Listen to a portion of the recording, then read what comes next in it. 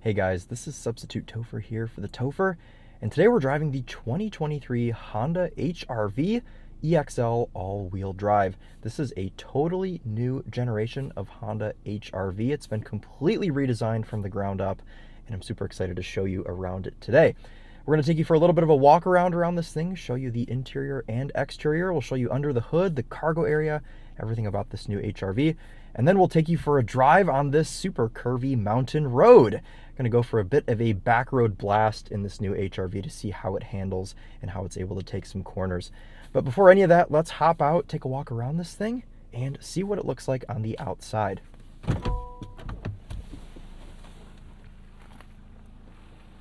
Kind of following the vibe of the new Civic, this thing just looks so premium and so grown up now. And this isn't me trying to do marketing for Honda. This is just my honest opinion. I think from some angles, this thing even looks like a Mercedes GLC, and you'll see more of that at the back. But I think the front of it looks pretty nice and grown up. Check out that rear quarter panel design. Kind of screams Mercedes GLC to me.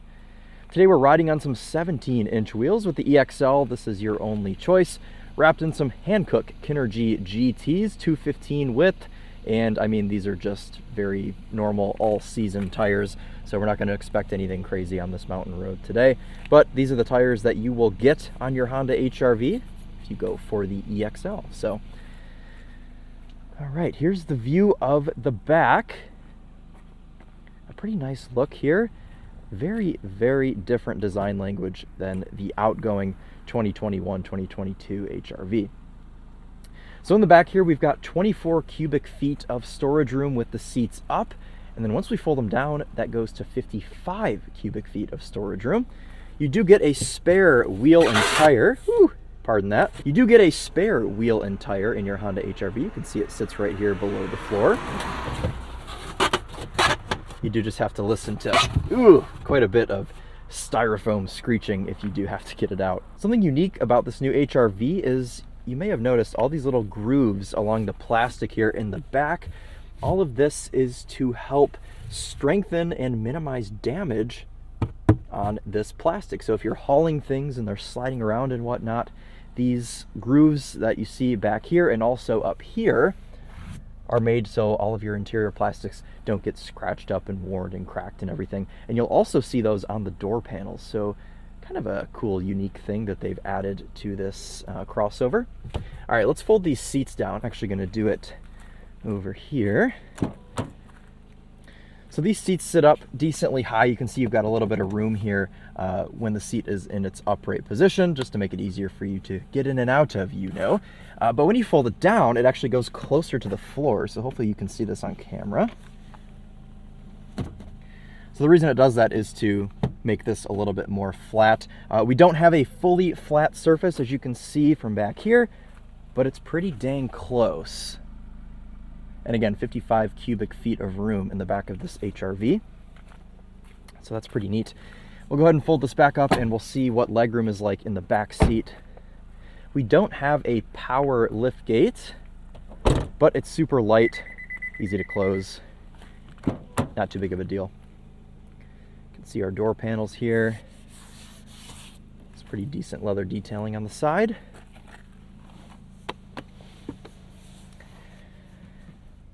And backseat room is pretty similar to what we see in the new Honda Civic. I've got plenty of room back here. I'm 5'11", and sitting behind myself, I've got plenty of room to be comfortable back here. However, beyond ample legroom, there aren't too many amenities back here. We don't really have any like fold down center part to put drinks or have an armrest or anything. You do get cup holders in the door panels. We don't have our own climate control unit, but we do have a cubby here that'll fit your phone. So at least they're making some use of this center console area. No heated rear seats or anything like that, but I think that this leather stitch pattern is kind of neat on the seats. So that's my takeaway from being in the back. Lots of legroom and cool stitching on the seats. Let's take a peek up here at the dash in the driver's compartment. And if you haven't noticed already, it reminds me a lot of the current generation Honda Civic. They've pulled a lot of things from that car, and it has helped out the HR-V quite a bit. In fact, this thing rides on the same platform, the global platform, as the Honda Civic. So that should work in the favor of this HR-V. So let's hop out and take a look under the hood and talk about what is powering this SUV. So under the hood of this HR-V and every new HR-V is Honda's 2-liter naturally aspirated 4-cylinder engine with 158 horsepower and 138 foot-pounds of torque. In this car, power is sent to all 4 wheels via a CVT, but you can also have front-wheel drive if you would like. This EXL model is about as spec'd as you can get. It's got leather seats, all-wheel drive, and it's about as luxurious as you can go with the Honda HR-V. Let's hop inside and take a look at the driver's compartment. Okay, dashboard layout, very similar to the current Honda Civic.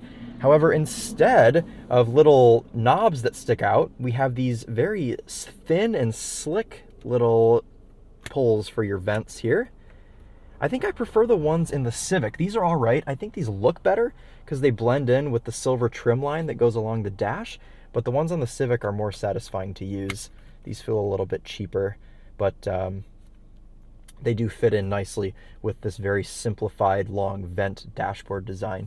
We've got soft plush leather here on the front of the dash with stitching here, but on the back we just have some hard plastic.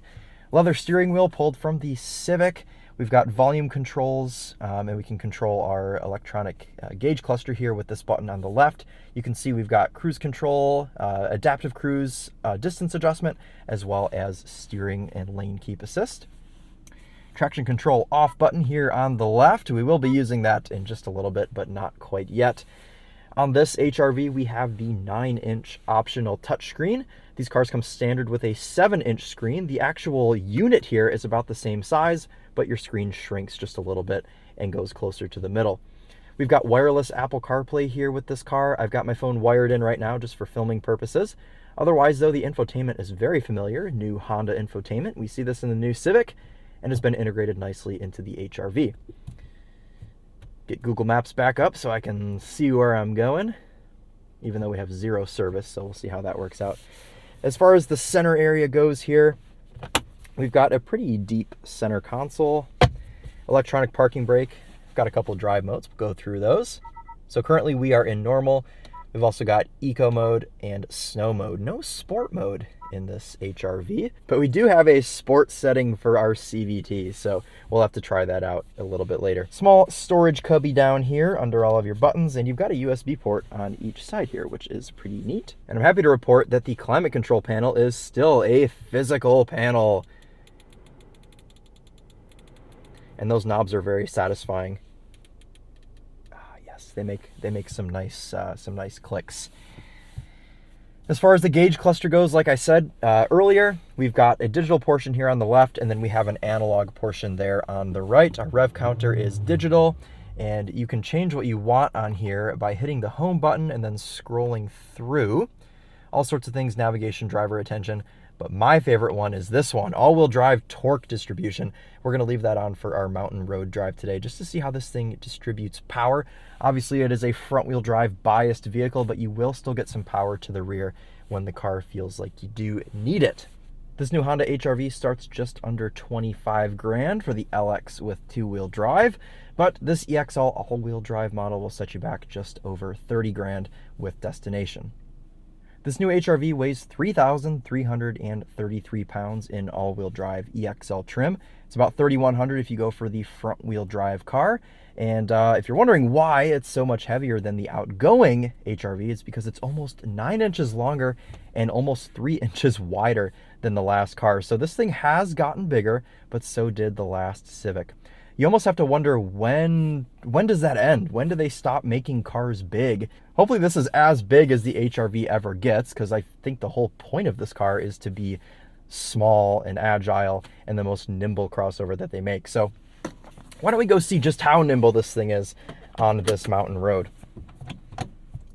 Reverse camera here, not the best quality, but it does swivel with the steering wheel, so that's nice.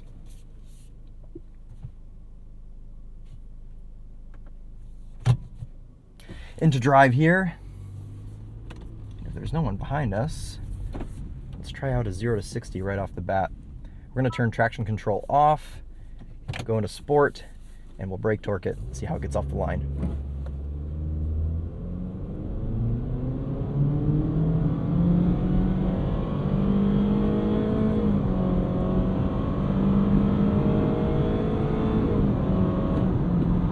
Oh, I did make it to 60. I was scared for a second. I let off at 59. So as you can see, it's very slow, but that's, you know, what you get from 158 horsepower and 138 foot-pounds of torque.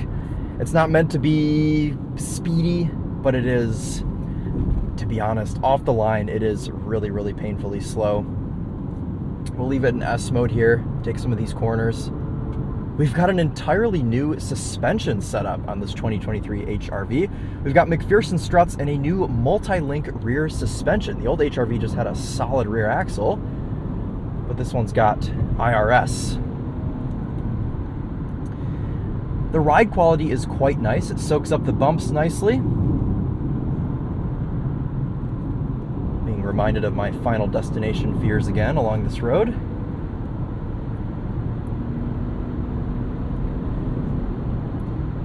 This car feels quite a bit better once you're already up to speed. Off the line, it's pretty hopeless, but when you give it some, once you're already up to speed, the CVT is able to actually get into its power band. This thing makes maximum torque at 4,200 RPM, so until you get there, you've got pretty much nothing.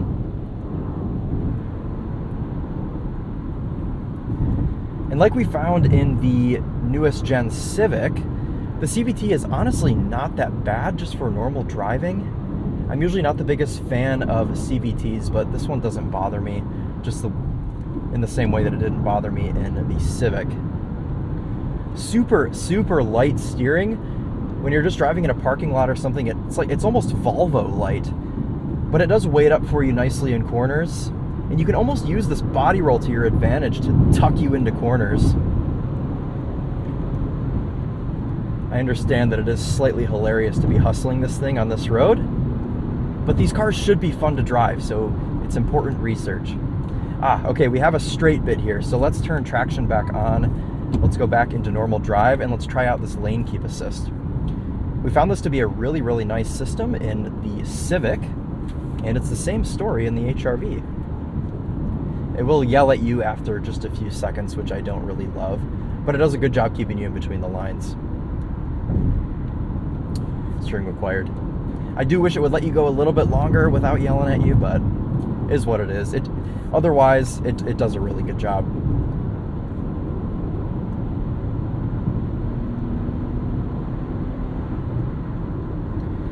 If you're not winding this thing out, the 2 liter is actually quite quiet, but when you want to make some noise, you can.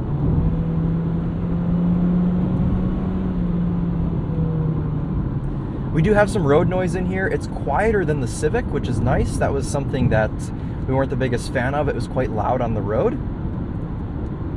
This one's a bit quieter. It's not the most quiet vehicle in the segment, but it's certainly quieter than the Civic. All right, getting into some twistier parts now. Let's see how this thing handles when you really push it. My fear of heights certainly does not help in settings like this.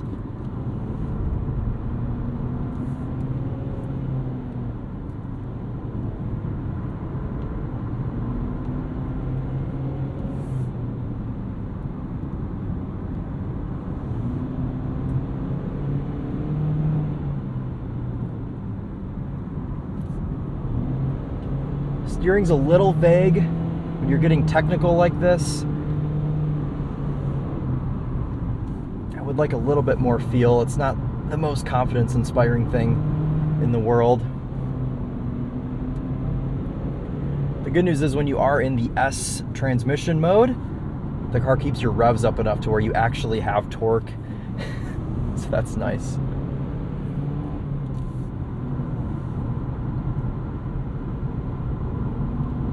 Oh man.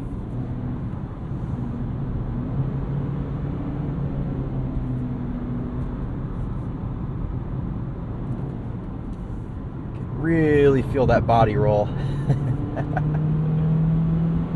And I hope you're paying attention to the all-wheel drive torque distribution. I can't really look at that right now, but it should be showing you. I'll look at it for a second. Yeah, it looks like majority of the power is indeed going to the front wheels.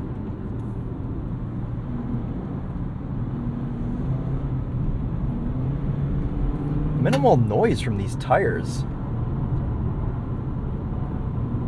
A little bit of howling there. Hello, E92.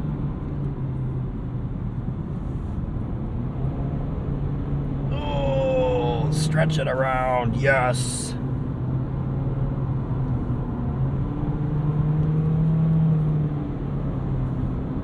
A couple more things to mention. Throttle response is quite numb. And I would really like to see an actual sport driving mode. I know we've got sport mode for the transmission, but I would like to have a bit more throttle response, so when I'm coming out of a corner, I'm able to get more of an immediate response. And this goes for just normal driving too. I understand that 99% of people with HR-Vs are not going to be driving them in this fashion, but I would like a little bit of a better throttle response. I don't have to get into it as far, just to jump 1,000 RPM. However, brake pedal feel is quite nice. We've got some good bite on these pads.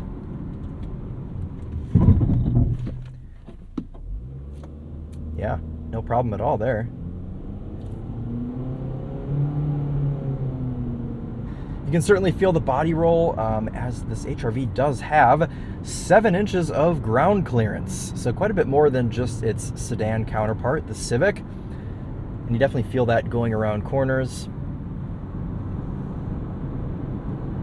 It's not a bad thing. I understand that this is an SUV, so it has to have a bit more ground clearance.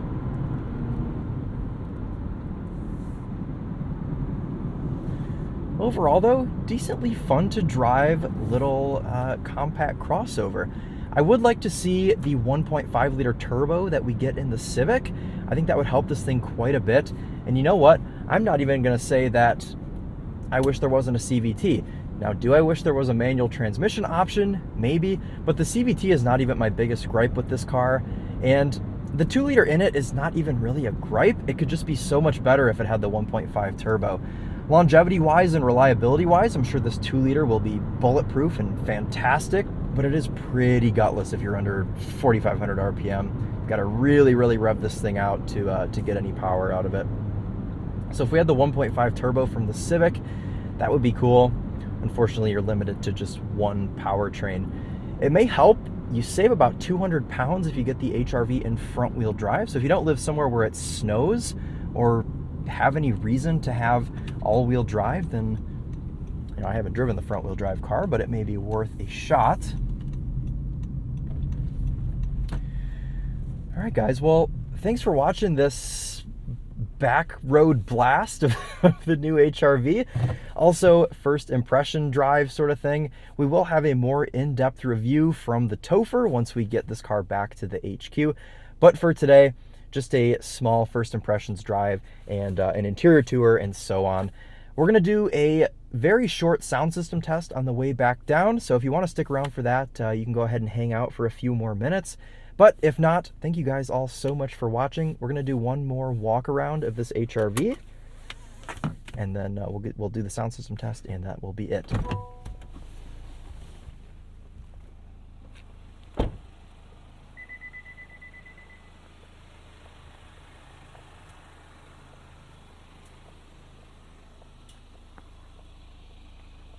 All right, guys. Well, thank you all so much for watching. We'll see you in the next one. Take care.